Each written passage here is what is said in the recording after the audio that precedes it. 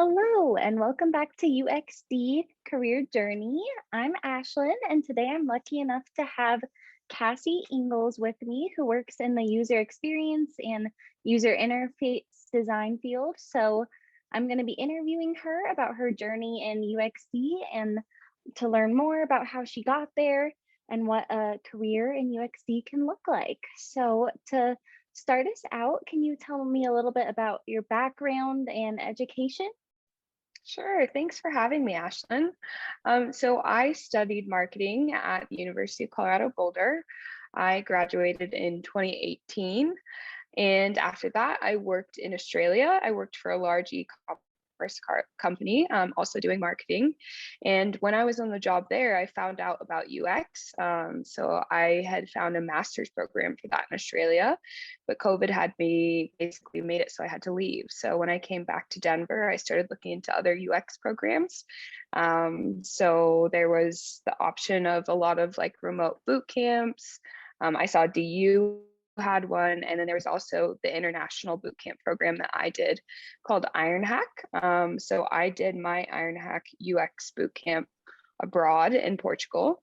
So it was like an intensive in-person boot camp, and then afterwards, I ended up working freelance for a while, and now I work in UX design and strategy for a tech consultancy firm called Slalom. Wow, how exciting. You've had quite the journey there. Yeah, I So, have. why did you decide to pursue a career in UXD? So I think for me, I really enjoyed some of the aspects of marketing, but I think what I enjoyed the most was getting to actually understand the people that I was targeting with my marketing and a bit of the design aspects of it because I did some of the social media and like email marketing campaigns. I got to go in and do some design, and I did a bit of web design then, and I realized that I really enjoyed it. And so I started when I was in college, they didn't have user experience as like a major that you could study.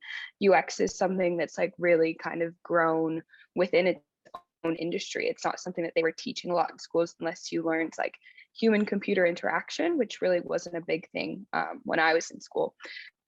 So I think that it was just like one of those things that I stumbled upon. And I realized for me, it combined both psychology and also like the creative aspect of it, and also a lot of problem solving, which you can do in certain aspects of marketing. And there's nothing against it. But like UX design for me was the perfect combination of everything that I find fulfilling.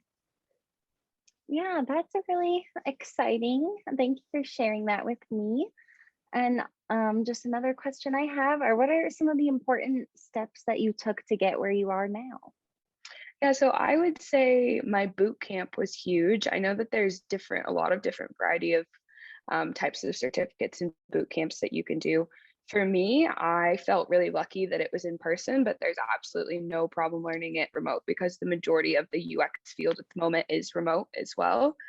But I would say the opportunity to do it in person like allowed me to get a lot of mentorship, especially in the design software. And then from there, I worked freelance for a year. So during that time, the biggest thing that I did for myself was find a mentor. That's what I would recommend to anyone getting started in UX. Attend like there's a lot of online networking events, network as much as possible. And it's something that like you really need to get your name and your face out there, whether it's on LinkedIn or you're on Behance or you're on Dribble or something like that. It's a field that so many people are transitioning to that if you don't make the right connections, then you're not going to have the right opportunities. So after I was freelancing, I also met people via networking who gave me a job at like a very early stage of startup. And then from there, I ended up getting a referral at Slalom from another girl that I met in just like a Denver UX Slack group. So again, I think connections is really, really huge. Yeah, those are some great tips for people that want to get into the field and get started. Well, thank you so much for taking some of the time out of your day to talk to me about this. Yeah. If you like this kind of content, subscribe to my channel and thanks for watching. We'll see you next time. Thanks for having me, Ashlyn.